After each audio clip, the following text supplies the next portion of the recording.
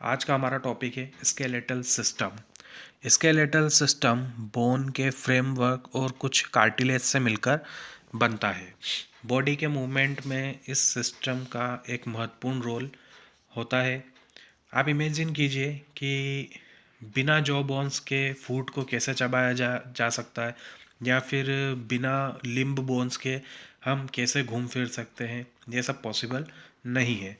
Bones और cartilage जो होते हैं वो स्पेशलाइज्ड कनेक्टिव टिश्यू होते हैं।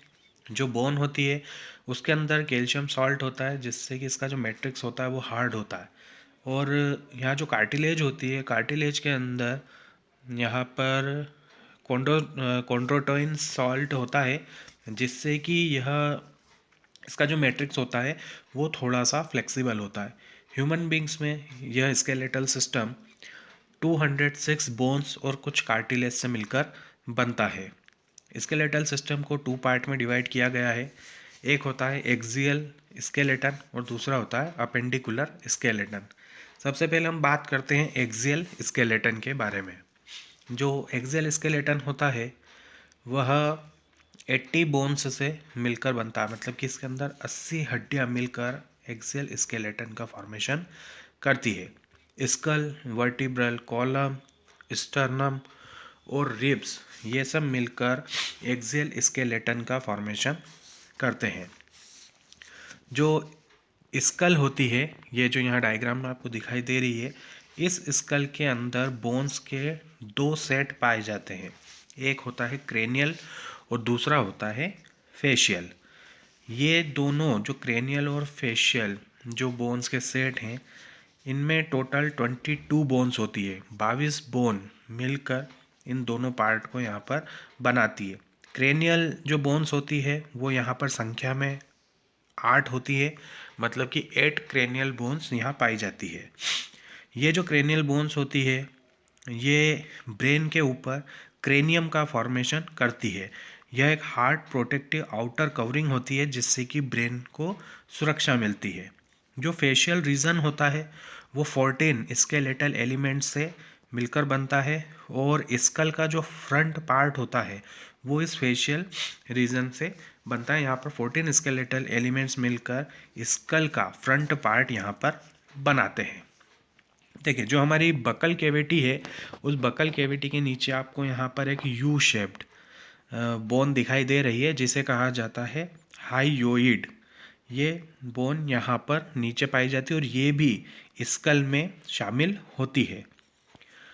जो मिडल ईयर होता है, प्रत्येक मिडल ईयर जो मध्य कर्ण है उसमें 3 टीनी बोन्स होती हैं, मेलियस, इंकस और स्टेपिस, और इनको एक साथ हम ईयर ऑसिकल्स के नाम से जानते हैं। जो स्कल का रीजन होता है वह स्कल रीजन 2 ऑसिपिटल कॉन्डाइल्स की मदद से वर्टिबल कॉलम के सुपीरियर रीजन से वहाँ पर ऐड होता है। ठीक है, हम यहाँ देख सकते हैं कि यहाँ पर ये जो नीचे है ये हाइयोइड बोन है, जो कि हमारी जो जॉ होती है, जो बकल कैविटी है उसके नीचे यहाँ पर दिखाई देती है। अलग अलग पार्ट में यहाँ पर हमें सारी जो बोन्स है वो दिखाई दे रही है। ये है ऑक्सीपिटल कॉन्डाइल। इस रीजन से जो वर्टिबल कॉलम होती है उसका सुपीरियर पार्ट जुड़ा होता है, और स्कल और बोन इस हिस्से से, स्कल और जो वर्टिबल कॉलम होती है वो इस हिस्से से जुड़ी हुई होती है। ये वाला जो पार्ट आप देख रहे हैं ये होता है ऑक्सीपिटल बोन। ये वाली बोन टेम्पेरल बोन कहलाती है। ये पूरा रीजन पेराइटल बोन होता है। ये आगे की ओर दिख रही है फ्रंटल बोन। यहाँ बीच में जो वाइट कलर की है ये स्फिनोइड बोन होती है ना। ये जो आइज़ के यहाँ का हिस्सा है ये एथिमोइड बोन है। उसके बाद उसमें एक छोटी सी बोन हमें यहाँ दिखाई दे रही है, वो होती है लेक्रिमल बोन। नाक वाली रीजन पर नेसल बोन होती है। ठीक है, फिर जाइगोमेटिक बोन और मैक्सिला, जबड़ों के जो ऊपर होती है वो मैक्सिला होती है ना। नीचे वाला जो हिस्सा है वो है मैंडिबल बोन का। तो ये थी सारी स्केलेटल बोन, जिससे स्कल की बोन जो कि 22 होती है। अब हम यहाँ पर देखते हैं वर्टिबल कॉलम। जो कि स्कल के कॉन्डाइल वाले रीजन से जुड़ा होता है। हमारा जो वर्टिबल कॉलम होता है वो यहाँ पर 26 वर्टिब्री से मिलकर बनता है, और ये वर्टिब्री एक के बाद एक सीरियल में यहाँ पर एक दूसरे के साथ अरेंज होती है, और ये वर्टिबल कॉलम डॉर्सल सरफेस पर पाया जाता है। यह जो वर्टिबल कॉलम होता है यह स्कल की बेस से जुड़ा होता है, और जो मेन जो हमारा ट्रंक होता है उसके फ्रेमवर्क का यहाँ पर फॉर्मेशन करता है। हर एक वर्टिब्रा जो होती है उसके बीच में एक होलो पोर्शन पाया जाता है जिसके थ्रू स्पाइनल कॉर्ड वहाँ से गुजरती है। जो पहली वर्टिब्रा होती है वो एटलस कही जाती है, और यह जो एटलस होती है ये हमारी जो स्कल होती है उसके ऑक्सीपिटल कॉन्डाइल्स से जुड़ी हुई होती है। वर्टिबल कॉलम जो है वो अलग अलग रीजन्स में यहाँ पर डिवाइड किया गया है। सबसे पहला होता है इसमें सर्विकल रीजन, फिर होता है इसमें थोरेसिक रीजन, फिर लंबर, सेक्रल और कॉक्सिजल रीजन। ठीक है, तो यहाँ पर आप देख सकते हैं डायग्राम में ऊपर वाला जो रीजन है वो सर्विकल वर्टिब्रा है, फिर आता है हमारा थोरेसिक वर्टिब्रा, फिर होती है लंबर वर्टिब्रा, फिर एक सेक्रम आता है और कॉक्सिस आता है। ठीक है, तो जो यहाँ पर सर्विकल वर्टिब्रा होती है वो यहाँ पर संख्या में 7 होती है, थोरेसिक 12 होती है, लंबर 5 होती है, सेक्रल 1 होती है जो कि फ्यूज्ड है, और कॉक्सिजल भी 1 होती है और वह भी फ्यूज्ड होती है। ठीक है, अधिकतर जितने भी मेमल्स होते हैं मतलब कि ह्यूमन बींग्स भी उसमें इंक्लूड होते हैं, उन सब में 7 सर्विकल वर्टिब्रा होती है। ये जो वर्टिबल कॉलम होता है जो हमें यहाँ दिखाई दे रहा है, यह वर्टिबल कॉलम स्पाइनल कार्ड को प्रोटेक्ट करता है, हमारे हेड को सपोर्ट करता है, और जो हमारी रिब्स होती हैं उनके अटैचमेंट के लिए एक पॉइंट वहाँ पर अवेलेबल करवाता है। अब बात करते हैं हम इसमें स्टर्नम की। तो जो स्टर्नम होती है, यहाँ देख सकते हैं आप नीचे, जो स्टर्नम होती है वो एक फ्लैट बोन है जो कि थोरैक्स के वेंट्रल मिड लाइन पर पाई जाती है। ये जो हिस्सा देख रहे हैं आप, ये होती है स्टर्नम बोन। ये यहाँ पर थोरैक्स मतलब जो चेस्ट वाला रीजन होता है उस चेस्ट वाले रीजन में वेंट्रल सरफेस पर मिड लाइन मतलब कि बीच में पाई जाती है, और ये एक फ्लैट बोन होती है। देखिए यहाँ पर जब हम इसकी स्टडी करते हैं तो हमें रिब्स के 12 पेयर्स दिखाई देते हैं ना, रिब्स के 12 पेयर हमें दिखाई देते हैं। प्रत्येक रिब पतली फ्लैट बोन होती है जो कि डॉर्सल सरफेस पर वर्टिबल कॉलम से जुड़ती है और वेंट्रल सरफेस पर स्टर्नम से आकर जुड़ती है। ये जो रिब्स है, ये रिब्स जो हमें यहाँ दिखाई दे रही है, ये यहाँ से घूम के पीछे जाकर किससे जुड़ती है, सीधी जाकर जुड़ती है ये वर्टिबल कॉलम से, और आगे वाला रीजन जो है स्टर्नम का होता है और पीछे ये जाकर जुड़ती है वर्टिबल कॉलम से। तो हर एक रिब्स वर्टिबल कॉलम से डॉर्सल सरफेस पर और वेंट्रल सरफेस पर स्टर्नम से जुड़ी हुई होती है। देखिए जो शुरू की 7 रिब्स होती हैं, रिब्स के जो पेयर्स हैं वो सब ट्रू रिब्स कहलाते हैं। ये यहाँ पर थोरेसिक हमारा जो यहाँ पर डोर्सल सरफेस है वर्टिब्रम की उससे ये जाकर अटैच होती है।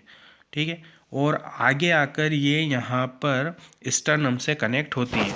आप देख सकते हैं इन 7 की 7 रिब्स को, ये पीछे जो है जो हमारा डोर्सल सरफेस पर जो आपका वो वर्टिब्रल कॉलम दिख रहा है उस वर्टिब्रल कॉलम से ये जुड़ी हुई होती है पीछे की साइड पे, और आगे आकर ये स्टर्नम से जुड़ी हुई होती है। और यहाँ पर जो हाईलाइन कार्टिलेज होती है वो यहाँ पर इसकी हेल्प करती है स्टर्नम से जुड़ने में।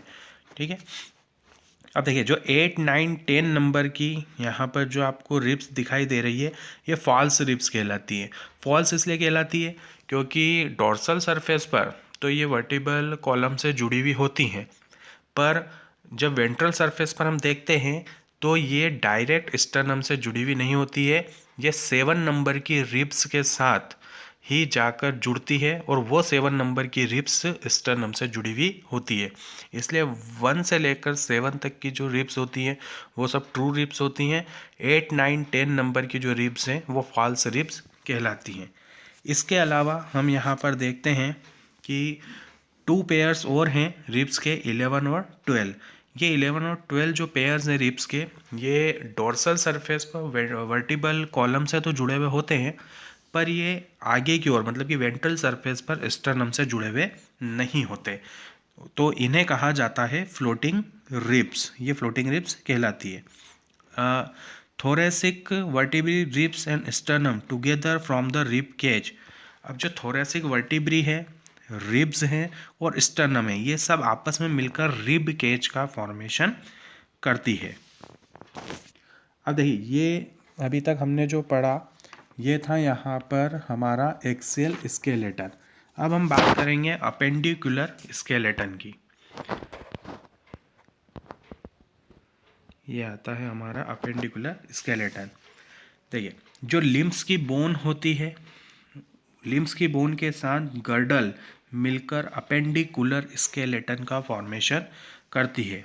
प्रत्येक लिम्ब में यहाँ पर 30 बोन्स होती है और जो हैंड होता है, जो हाथ की बोन होती है, उसमें humerus, radius, ulna, carpals, metacarpals और फेलेंक्स की बोन यहाँ पर पाई जाती है। ह्यूमरस संख्या में 1, रेडियस और अल्ना भी संख्या में 1-1 होती हैं। कार्पल्स जो कि रिस्ट बोन होती है वो यहाँ पर 8 होती हैं। मेटाकार्पल्स जो कि पाम की बोन्स है वो यहाँ पर 5 होती है। और जो फेलेंक्स हैं, मतलब कि जो हमारी फिंगर्स होती हैं उसमें जो छोटी छोटी बोन्स है वो यहाँ पर 14 होती है। आपको डायग्राम में यहाँ पर सब बता रखा है कि पूरा जो हाथ की एक बोन है उसमें ह्यूमरस है, रेडियस है, अल्ना है, कार्पल्स है, मेटाकार्पल्स है और फेलेंक्स यहाँ पर पाई जाती है। अब हम अगर पैर की बात करते हैं कि पैर वाला जो रीजन होता है, ये जो एक और लिम्ब है हमारा, इसे कहा जाता है हिंड लिम्ब। जो हाथ वाला लिम्ब होता है उसे फोर लिम्ब कहा जाता है, जो पैर होता है हमारा उसे हिंड लिम्ब कहा जाता है। तो ये जो हिंड लिम्ब होता है इसमें फीमर, जिसे कि थाई बोन भी कहा जाता है, यह सबसे लॉन्गेस्ट बोन होती है। यह हमारे शरीर की सबसे लंबी हड्डी होती है। तो फीमर होती है इसमें एक, टीबिया होती है, एक फिबुला होती है। टार्सल्स जो कि एंकल बोन कहलाती है वो संख्या में 7 होती है। मेटाटार्सल्स यहाँ पर संख्या में 5 होती हैं और फेलेंक्स यहाँ पर 14 होती है। ठीक है। और इनके अलावा भी यहाँ पर हमारा जो फीमर और टीबिया को जोड़ने वाला जो हिस्सा है, जो हमारा घुटने का हिस्सा है, नी वाला हिस्सा, उस पर एक कप शेप्ड बोन होती है जो कि नी कैप कहलाती है। उसे हम पटेला के नाम से जानते हैं। तो ये इसकी एक और बोन यहाँ पर पाई जाती है। ठीक है। अब देखिए, यहाँ पर 2 गर्डल भी होते हैं, एक होता है पेक्टोरल गर्डल और एक होता है पेल्विक गर्डल। ठीक है। तो पेक्टोरल और पेल्विक गर्डल बोन्स जो होती हैं वह अपर और लोअर लिम्स को यहाँ पर ऐड करने का काम करती है और ये एक्सियल स्केलेटन के साथ यहाँ पर ऐड होती है। प्रत्येक गर्डल जो होती है वो 2 हिस्सों से बनती है। अब हम बात करते हैं सबसे पहले पेक्टोरल गर्डल की। देखिए, प्रत्येक पेक्टोरल गर्डल का प्रत्येक आधा हिस्सा क्लेविकल और स्केपुला से मिलकर बनता है। ठीक है, आपको यहाँ पर क्लियर दिखाई दे रहा है, ये होता है क्लेविकल रीजन और ये होता है यहाँ पर स्केपुला रीजन। तो जो पेक्टोरल गर्डल होती है उस पेक्टोरल गर्डल का प्रत्येक आधा हिस्सा एक क्लेविकल और स्केपुला से मिलकर बनता है। स्केपुला, जैसा कि आप देख रहे हैं यहाँ पर, एक बड़ी ट्रायंगुलर और फ्लेट बोन होती है, एक समतल हड्डी होती है जो कि थोरेक्स के डॉर्सल पार्ट पर पाई जाती है और यह रिब्स 2nd और 7th रिब्स के बीच में होती है। मतलब दूसरी और 7वीं रिब्स के बीच में थोरेक्स वाले रीजन के डॉर्सल सरफेस पर स्केपुला पाई जाती है। अब ये जो स्केपुला होती है, इसका एक थोड़ा सा जो हिस्सा होता है वो रिज के रूप में ऊपर उभरा हुआ होता है। थोड़ा सा इसका हिस्सा रिज के रूप में उभरा हुआ होता है, जिसे कि हम स्पाइन कहते हैं। ठीक है। और यह जो स्पाइन होता है, इस स्पाइन से एक फ्लैट रीजन हमें दिखाई देता है, जिसे कि हम एक्रोमियन कहते हैं। तो जो क्लेविकल होती है, वह क्लेविकल इसके साथ यहाँ पर अटैच होती है। क्लेविकल यहाँ इससे एक्रोमियन वाले रीजन से अटैच होती है। एक्रोमियन के नीचे एक ग्लिनोइड कैविटी पाई जाती है। ठीक है। एक्रोमियन के नीचे एक ग्लिनोइड कैविटी पाई जाती है, जिसमें हमारी जो ह्यूमरस, ये देखिए आप, ये जो हमारी ह्यूमरस वाली जो बोन है, इस बोन का जो एक हेड होता है, वो हेड इस ग्लिनोइड कैविटी में यहाँ पर अंदर फिट होता है। और ह्यूमरस का हेड और ग्लिनोइड कैविटी, ये दोनों मिलकर यहाँ पर शोल्डर का जॉइंट यहाँ पर बनाते हैं, शोल्डर जॉइंट का फॉर्मेशन करते हैं। प्रत्येक क्लेविकल एक लंबी पतली हड्डी होती है, जिसमें कि 2 कर्वेचर्स होते हैं। और इस बोन को कॉमनली सामान्य तौर पर कॉलर बोन के नाम से जाना जाता है। अब हम बात करते हैं यहाँ पर पेल्विक गर्डल की। जो पेल्विक गर्डल होती है, वो 2 कॉक्सल बोन्स से मिलकर बनी होती है। प्रत्येक कॉक्सल बोन जो है यहाँ पर 3 बोन्स से मिलकर बनी होती है। एक होती है यहाँ पर ये वाली इलियम, ठीक है। फिर एक है यहाँ पर ये वाला रीजन प्यूबिस, और ये नीचे वाली जो होती है, ये होती है इस्चियम, है ना। तो 3 बोन हो गई, इलियम, प्यूबिस और इस्चियम। इन 3 बोन्स से मिलकर यहाँ पर जो है पेल्विक गर्डल का फॉर्मेशन होता है। अब इन तीनों बोन के मिलने वाली जगह पर, मतलब जहाँ पर इन तीनों बोन का फ्यूज़न होता है, उस पॉइंट पर एक कैविटी पाई जाती है, जिसे एसिटाबुलम कहते हैं। और जो थाई बोन होती है, मतलब कि जो फीमर बोन होती है, उसका जो हेड होता है, वो इस एसिटाबुलम के अंदर फिट होता है। ठीक है। जो पेल्विक गर्डल के जो 2 हाउस होते हैं, वो एक फाइब्रस कार्टिलेज के साथ प्यूबिक सिम्फेसिस के रूप में वहाँ पर वेंट्रली सरफेस पर एक साथ मिलते हैं। अब हम आगे बात करते हैं यहाँ पर हमारे अगले टॉपिक की, जॉइंट्स। जॉइंट्स कितने टाइप्स के होते हैं? जो जॉइंट होते हैं वो हमारी बॉडी के सभी प्रकार के मूवमेंट के लिए आवश्यक होते हैं। और जो बॉडी के बोनी पार्ट्स होते हैं, मतलब जहाँ हड्डी होती है, वहाँ पर भी जॉइंट्स पाए जाते हैं।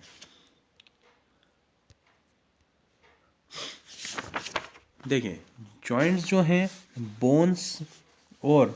बोन्स या फिर बोन्स और कार्टिलेज के बीच में कांटेक्ट पॉइंट होते हैं।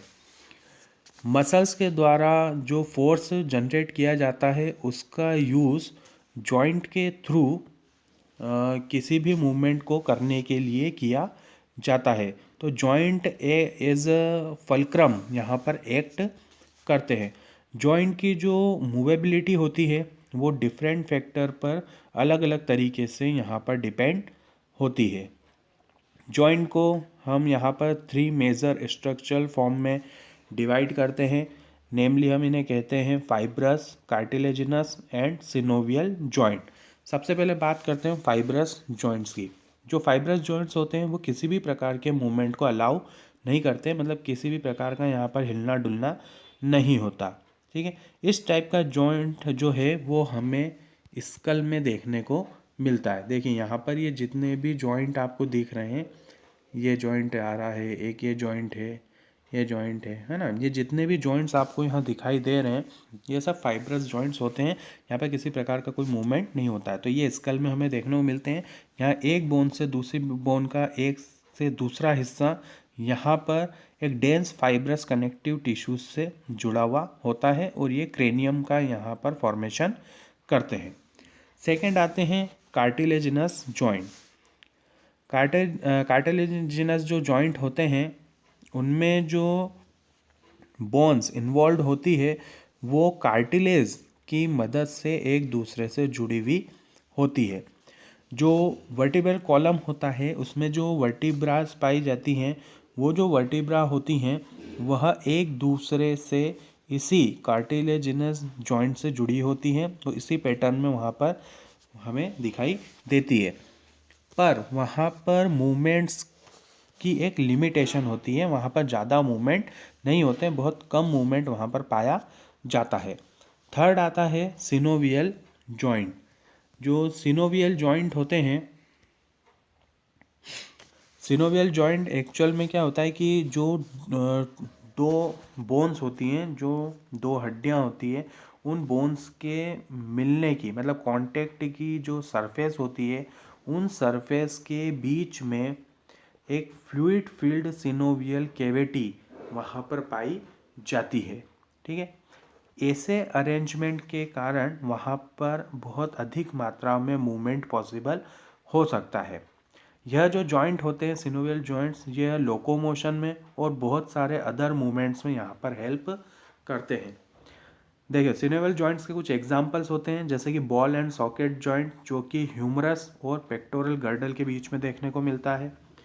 हिंज जॉइंट जो कि नी का जॉइंट होता है। पाइवट जॉइंट जो कि एटलस और एक्सिस के बीच हमें देखने को मिलते हैं। ग्लाइडिंग जॉइंट जो कार्पल्स के बीच में होते हैं।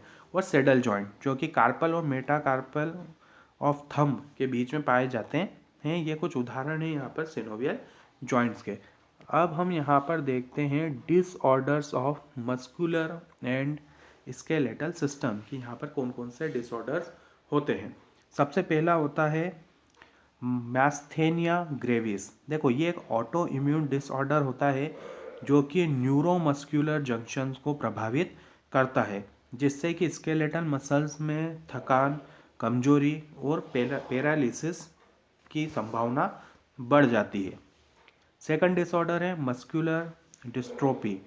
जो मस्कुलर डिस्ट्रोफी होती है ये एक जेनेटिक डिसऑर्डर होता है और जो स्केलेटल मसल्स होती है वो धीरे धीरे यहाँ पर डीजनरेट होना शुरू हो जाती है, मतलब धीरे धीरे वो यहाँ पर नष्ट होना शुरू हो जाती है। थर्ड होता है इसमें टिटेनी। जो टिटेनी होता है इसमें एक्चुअल होता है क्या कि जो बॉडी फ्लूइड होता है उसमें कैल्शियम आयन की कमी के कारण जो मसल्स हैं उनमें बहुत तेज़ी से कॉन्ट्रैक्शन होना शुरू हो जाता है, बहुत तेज़ी से मसल्स सिकुड़ना शुरू हो जाती है। अगला डिसऑर्डर है आर्थराइटिस। जॉइंट्स की जो सूजन होती है, जॉइंट्स के में जो सूजन आ जाती है वो उसके कारण आर्थराइटिस नाम की यहाँ पर डिसऑर्डर पैदा हो जाता है। अगला डिसऑर्डर है ऑस्टियोपोरोसिस। देखिए यह जो ऑस्टियोपोरोसिस है ये एज रिलेटेड डिसऑर्डर होता है, मतलब उम्र से संबंधित डिसऑर्डर है। इसमें एक्चुअल होता है क्या कि जो बोन का मास होता है, जो उसका मास है, उसका जो द्रव्यमान है हड्डी का, वह धीरे धीरे डिक्रीज हो जाता है, जिससे कि फ्रैक्चर्स के चांस बढ़ जाते हैं। और यह जो ऑस्टियोपोरोसिस है ये एस्ट्रोजन लेवल के डिक्रीज होने की वजह से यहाँ पर होता है। Decrease level of oestrogen is a common cause. Last में आता है गोट, जो कि होता है ये होता है यूरिक एसिड क्रिस्टल का जब एक्यूमुलेशन हो जाता है, जब यूरिक एसिड क्रिस्टल बहुत अधिक मात्रा में जमा हो जाते हैं तो जॉइंट्स में इन्फ्लेमेशन आ जाती है, मतलब कि सूजन आ जाती है, जिसके कारण गोट नाम का डिसऑर्डर यहाँ पर होता है। तो आज का हमारा टॉपिक हम यहीं पर ओवर करते हैं। Have a good day, bye bye.